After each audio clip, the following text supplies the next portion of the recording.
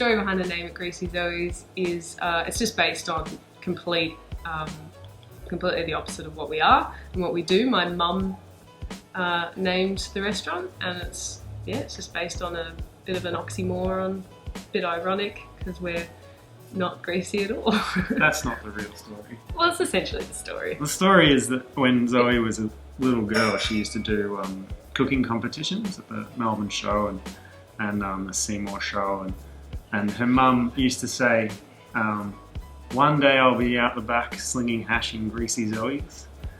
And then whenever we've looked at restaurants in the past, we've always just called it Greasy Zoes as a, just for fun. And then we came to naming this place. We were just like, why not?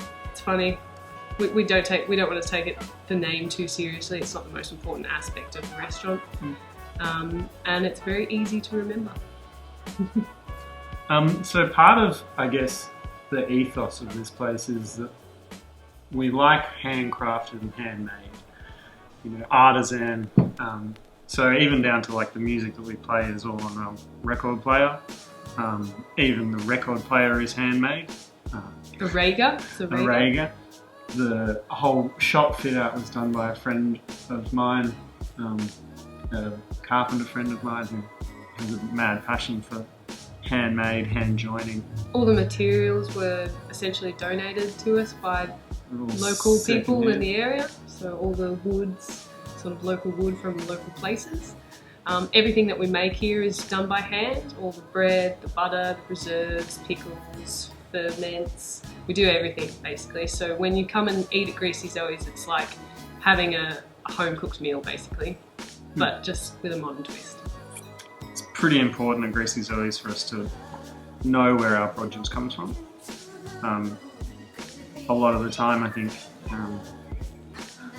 the separation between person and food is too great. So all of our producers, we know where they're coming from. We know our beef comes from Gippsland, our chickens come from Millawa, our vegetables come from Hurstbridge. Yeah. It's really important. We've worked in too many large-scale restaurants, be it good, but still large-scale, and we've seen the mass production. We have a major problem with it, which is why we're happy to have a dining space of 17, and we can track exactly where everything that we use comes from and how much of it we use as well. And 17 seats means that we can control our waste. But and it's a little bit more intimate. It's like having dinner at your friend's house. We have a wood fire grill. There's a wood fire grill burning in the background. We've got the vinyl records playing, and you're surrounded by beautiful artwork in a brick building which was built in the 60s.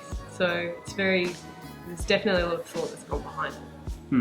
And it's a kooky space. It's very Lachlan and Zoe. It's very Greasy Zoes.